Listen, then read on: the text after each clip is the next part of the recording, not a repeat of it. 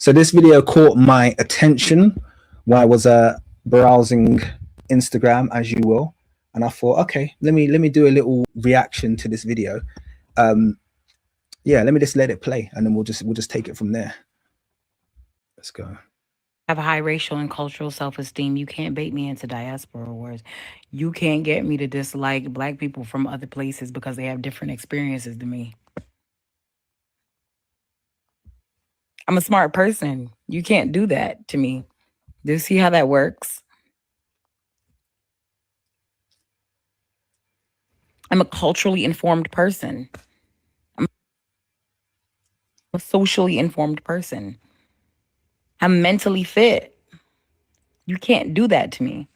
And the more of us that are mentally fit, culturally fit, they can't force us to do their handiwork for them. Like, skip to the part where Stop trying to find arguments where there aren't arguments. At the end of the day, when it really boils down, I'm not going to spend the majority of my time fighting you. That's dumb. Stand up. Stand up now, actually. Because I have high racial. So I'm going to let that play through again at the end of the video. But the reason that stood out to me is because I realized in 2026 is the hardest year on record to just be pro-Black, which is what I am, by the way. I'm pro-Black, and people don't like me using the term Black, and I use it deliberately. Okay, I do use the term Black deliberately, and I am pro-Black. I understand that Black is an exonym, to be very clear. The people say, oh, we didn't call ourselves Black, they called us Black. I understand that. I understand that Black is an exonym. But you have to understand that Black is the exonym that was used to divide us from those who do not classify themselves as Black and those who classify themselves as white, which are two different things, by the way.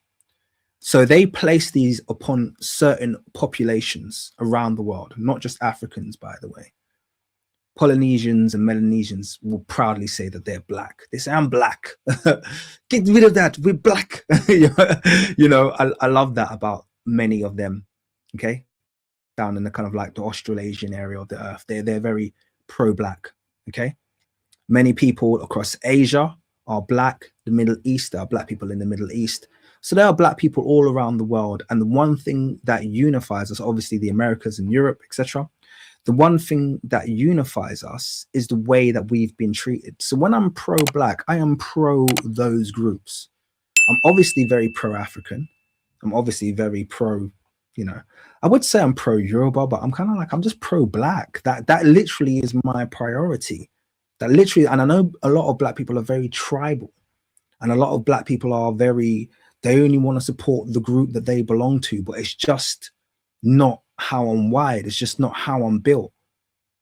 I was built to be pro-Black. I was built to support and to identify with and to understand that as a Black person, I know and I can view you with a degree of, I'm not going to use the word empathy because it's not a thing that I view us as any kind of victim class, but I do understand the challenges that we face. I do understand the shared perspective and stereotypes that we have to overcome.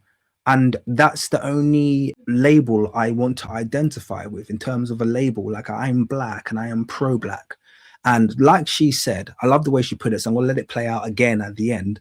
Like she said, I'm too self-aware, I'm too educated, and I'm too historically knowledgeable to be baited out of my position of pro-Blackness by this modern move towards culture wars, by this modern tribalistic perspective that many Black people are taking on now, where they only want to identify with a small group, or they want to create division where none historically existed. I know too much about our shared history for me to take that perspective. I'm too educated about that stuff. Okay, if I was less educated and I didn't know as much, and you know, it was my first rodeo with anything historical, you might be able to sell me this one little view or perspective on history. You might be able to sell me this and say, okay, well, screw all those other people. I'm not them. I belong here. And I totally understand. By the way, I always stress this as well. We're going to touch on Tinubu next, actually, because we are running late. We're an hour 40 in. So we'll move on to Tinubu next. And that's a very fitting place to go after this video, because Tinubu is a perfect example of someone who I absolutely despise. Someone who belongs to my ethnic group, okay, my exact and precise ethnic group. And he's an absolute devil. He's a sellout. He's useless. And he's plunging Nigeria right back into the depths of neocolonialism, right into the center of it again. This man is a demon, and he belongs to my ethnic group. What time or space do I have to say, oh, well, I'm all about being Yoruba? And this, I can't, like, seriously, I'm not. I'm a pro-black guy. And do you understand what I mean? Like, I will fight against a Tinubu for the sake of the Sahelian alliance 10 out of 10 times.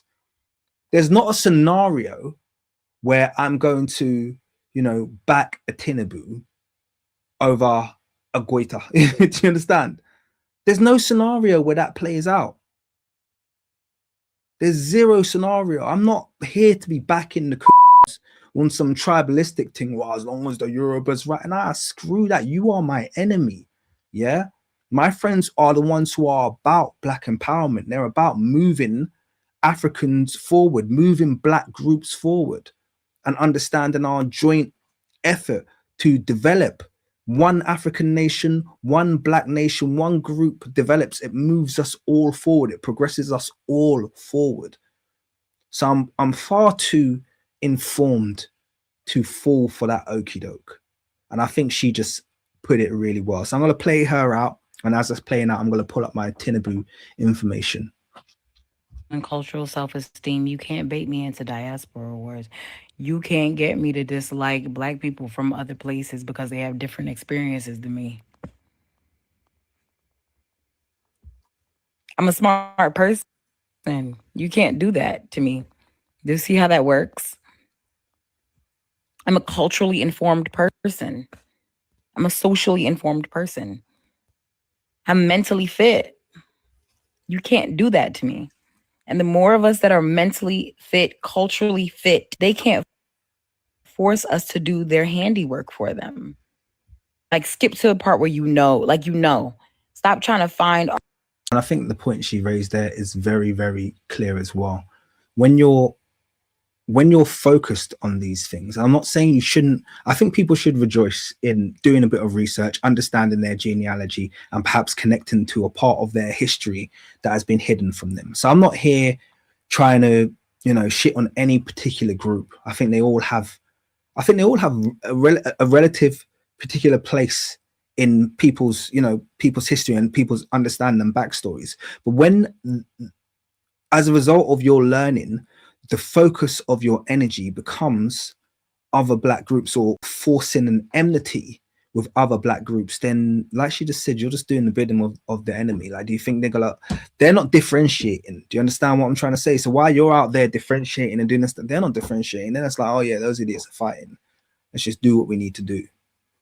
Let's just have our way with them. When you're out there and you're doing too much against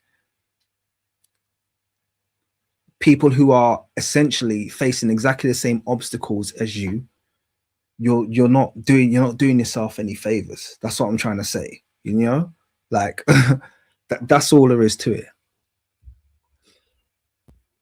Arguments where there aren't arguments. At the end of the day, when it really boils down, I'm not going to spend the majority of my time fighting you. That's dumb. Stand up. Stand up now, actually.